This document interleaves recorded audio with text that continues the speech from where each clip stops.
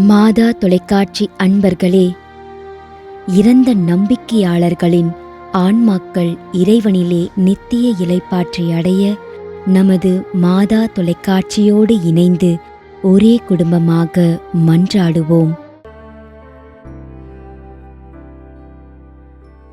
B. Maria செல்வம், மீனம்பட்டி, 1ஆம் ஆண்டு நினைவஞ்சலி.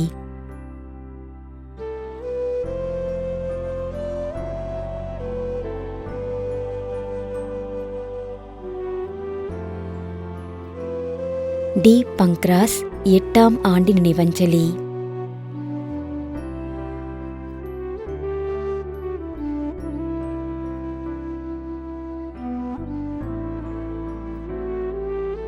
இருதயராஜன், பெங்களூர், 2ஆம் ஆண்டு நினைவஞ்சலி.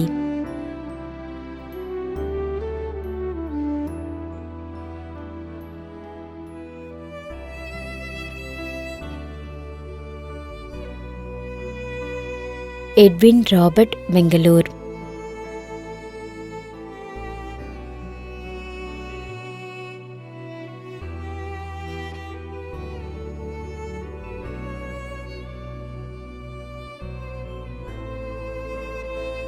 பெஞ்சமின்.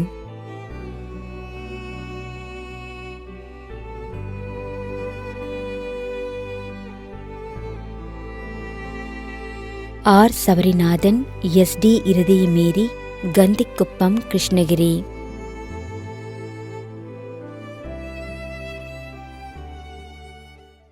மேலும் யாரும் நினையாத நம்பிக்கையாளர்களின் ஆன்மாக்களுக்காகவும் மன்றாடுவோம்.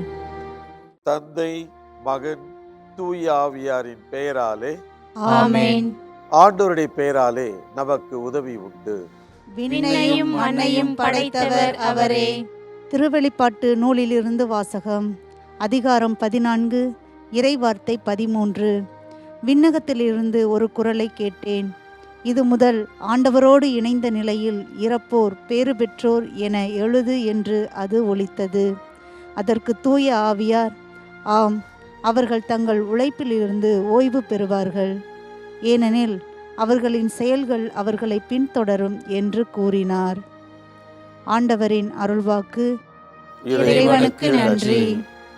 நம்மிடையே வாழ்ந்து இறந்து போன இறைவனின் அடியார்களுக்காகவும், மேலும் குறிப்பாக மாதா தொலைக்காட்சி வழியாக நீத்தார் நினைவில் இன்று நினைவு கூறும் இறைவனின் அடியார்கள் அனைவருக்காகவும் மன்றாடுவோம். விண்ணுலகில் இருக்கின்ற எங்கள் தந்தையே, உமது பெயர் தூயது என போற்ற பெறுக. உமது ஆட்சி வருக. உமது திருவுளம் விண்ணுலகில் நிறைவேறுவது போல மண்ணுலகிலும் நிறைவேறுக.